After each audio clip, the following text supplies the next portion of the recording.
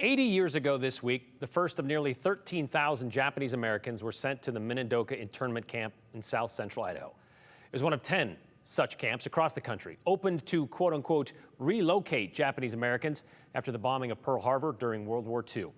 Minidoka operated from 1942 until 1945, at the very end of the war. And for decades, it has stood as a stark reminder, a dark reminder of our dark time in American history. Today, that site was named as one of the most endangered historic places in America by the National Trust for Historic Preservation. Not because of its age or because of encroaching growth, but because of a plan to build one of the largest public lands wind farms in the country.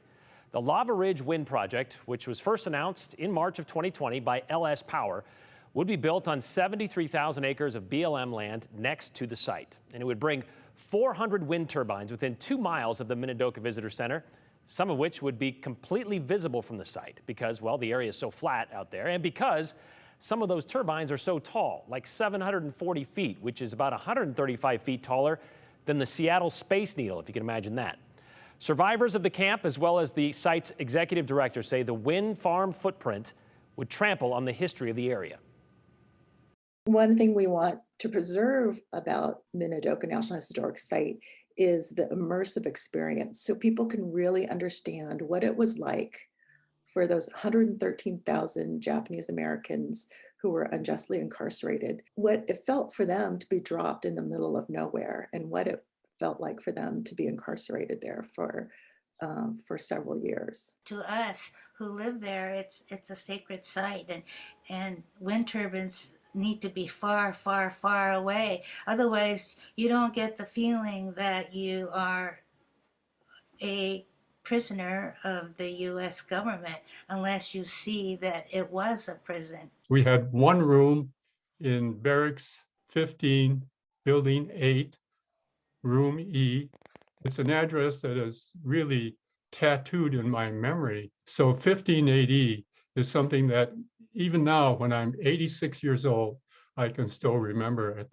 And one of the closest approaching wind towers is right within yards of 158E. And I'm just appalled that someone would desecrate my home, my one room in a barracks in Minidoka with a wind tower. Is just unacceptable.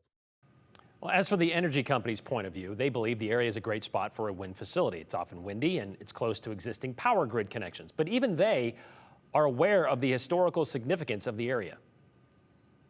I do feel that there's a pathway forward for both of them to coexist. I think, honestly, there's a tendency here that there's an assumption that just because this is proposed in the vicinity, that it's going to automatically have an impact. It would be good to know and to understand that the Bureau of Land Management is conducting a very thorough analysis, and that analysis includes multiple alternatives. So Luke says he's confident they will find a solution to this. In the meantime, BLM says they're still assessing the proposal. Last fall, they opened up public comment and received more than 1,400 messages, some good, some bad, as you can imagine, but we will not know their decision until this fall.